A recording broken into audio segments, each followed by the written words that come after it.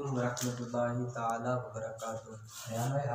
الحمدللہ رب العالمین والعاقبۃ للمتقین، اما بعد فاعوذ باللہ من الشیطان الرجیم، بسم اللہ الرحمن الرحیم۔ یا ایھا الذین آمنوا کتب علیکم الصیام کما کتب علی الذین من قبلکم لعلکم تتقون۔ آمنت باللہ صدق اللہ العظیم وصدق رسولہ النبی الامین الکریم ونحن علی ذلک لمن الشاہدین والشاکرین والحمد للہ رب العالمین۔ ان اللہ وملائکتہ یصلون علی النبی یا ایھا الذین آمنوا صلوا علیہ وسلموا تسلیما۔ اللہ رب محمد صلی اللہ علیہ وسلم عباد محمد صلی اللہ علیہ وسلم بارک وسلم صلوا علیہ صلاۃ وسلام علیک یا رسول اللہ صلی اللہ تعالی علیہ وسلم۔ حضرات، ہم اور آپ اس وقت جس بھیانک ماحول سے گزر رہے ہیں یہ کسی کو بتانے کی ضرورت نہیں ہے، بلکہ یوں سمجھیے پوری دنیا کے اندر اس وقت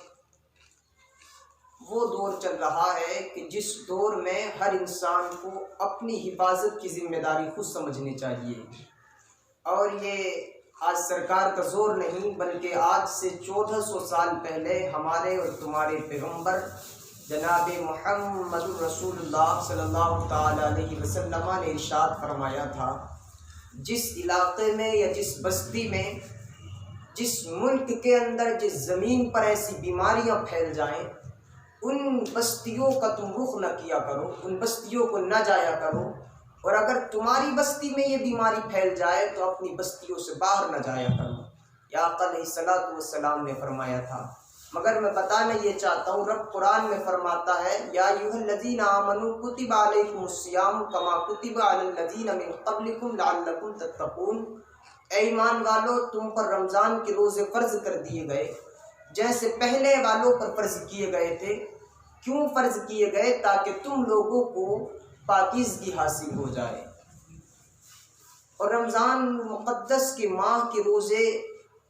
کب فرض کیے گئے؟ 10 شوال المکرم 2 ہجری کو اس مقدس ماہ کے روزے فرض کیے گئے۔ روزہ کس چیز کو کہتے ہیں؟ تو روزہ انسان کا صبح صادق سے لے کر غروب آفتاب تک کھانے پینے اور جماع صحبت سے رکنے کو، اور خاص اپنے دل میں اللہ کی رضا کی نیت کرنے کو روزہ کہا جاتا ہے۔ روزے کے متعلق یہ بتانا ضروری ہے کہ انسان اگر روزے کا انکار کر دے تو اس پر کیا شریعت کا کیا حکم ہے، اور اگر روزے کی فرضیت کا انکار کر دے تب کیا حکم ہے، اور روزہ چھوڑ دے انسان تب اس پر کیا حکم لاگو ہوئے گا۔ اگر انسان روزہ رکھ رہا ہے اور انسان نے بے وجہ بنا ضرورت کے کسی روزے کو توڑ دیا تو اس انسان کی دنیا میں سزا یہ ہے کہ اس انسان کو کفارہ دینا ضروری ہوا کرتا ہے۔ یہ کفارہ کیا چیز ہے؟ تو ہر انسان جس نے روزہ جان بوجھ کر توڑ دیا بنا ضرورت کے، اس انسان کو ایک غلام آزاد کرنا پڑے گا۔ اگر غلام آزاد کرنے کی استطاعت نہ ہو، یعنی یہ دور نہ ہو کہ غلام اس وقت میں پائے جا رہے ہوں، تو انسان کے لیے ضروری ہے کہ وہ انسان 60 دن تک لگاتار روزے رکھے گا، اور اگر اس کی بھی استطاعت نہ رکھتا ہو تو پھر وہ انسان 60 مسکینوں کو 2 وقت کھانا کھلائے گا، اور اللہ کی بارگاہ میں دعا کرے گا، استغفار کرے گا، تو اللہ رب العزت اس روزے کیا اس کو نعم البدل عطا فرمائے۔ اور اگر کوئی انسان روزہ توڑ دے تو علماء فرماتے ہیں ایک روزہ جان بوجھ کر توڑ دے انسان، اور اس کے بعد سال کے 330 دن تک لگاتار روزے رکھے، تب بھی اس ایک روزے کے مقام کو وہ روزے حاصل نہیں ہو سکتے، وہ روزے ایک روزے کے مقام کو حاصل نہیں کر سکتے ہیں۔ اور جب تک اللہ کی بارگاہ میں انسان کے فرائض مکمل نہ ہو جائیں کوئی نفل بھی قبول نہیں ہوا کرتا ہے۔ یہ رب تبارک و تعالی جل شانہ و عم نوالہ کی ہم پر رحمت کریمہ ہے کہ اس رب کائنات نے ہم کو پھر وہ ماہ عطا فرمایا کہ جس ماہ کے اندر انسان کی جسمانی بیماریاں تو دور کی بات ہیں، بلکہ انسان کی وہ بیماریاں بھی ختم ہو جاتی ہیں جو انسان کے اندر گناہوں کا دلدل ہے، جو انسان کے اندر گناہوں کی شکل میں ناپاکی ہے، وہ اس ماہ میں ختم ہوتی نظر آتی ہے۔ بلکہ فرمایا جاتا ہے اس ماہ کے اندر 3 اشرے ہیں، جن میں سے پہلے 10 دن جو ہیں اللہ تبارک و تعالی ان 10 دن کے اندر بے شمار اپنے بندوں پر رحمت نازل فرمایا کرتا ہے، اور اس کے بعد والے جو 10 دن ہیں اللہ رب العزت ان 10 دن کے اندر بے شمار لوگوں کی مغفرت فرمایا کیا کرتا ہے، اور آخر والے جو 10 دن ہیں پاک پروردگار عالم ان 10 دن کے اندر نہ جانے کتنے لوگوں کو جہنم کے عذاب سے آزاد کر کے جنت عطا فرمایا کرتا ہے۔ یہ رب تبارک و تعالیٰ کی شان ہے۔ مگر حضرات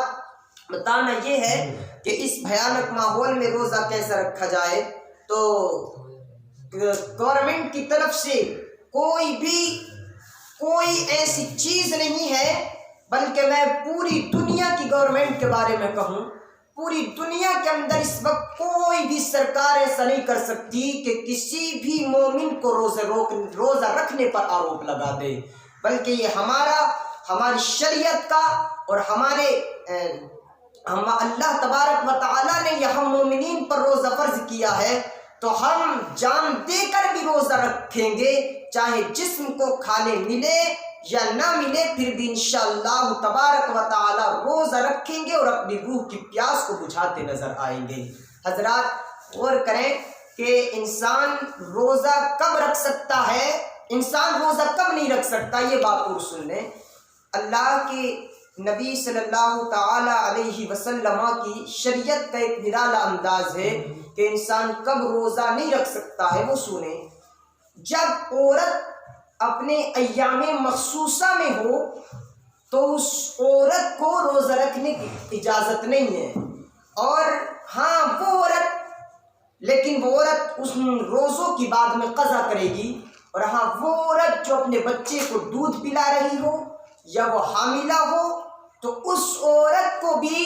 اور اس عورت کو بچے کے دودھ پلانے سے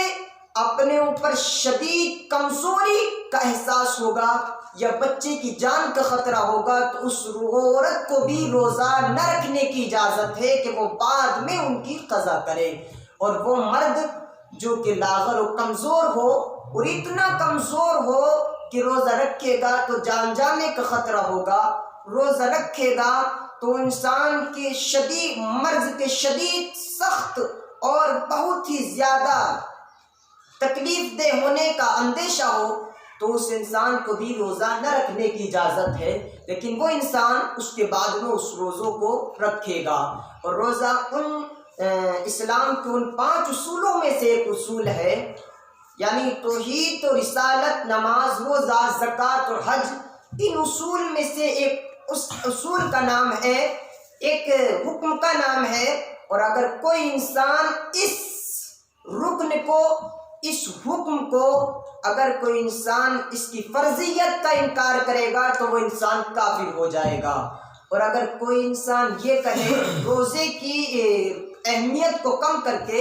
یہ کہے کہ روزہ وہ رکھے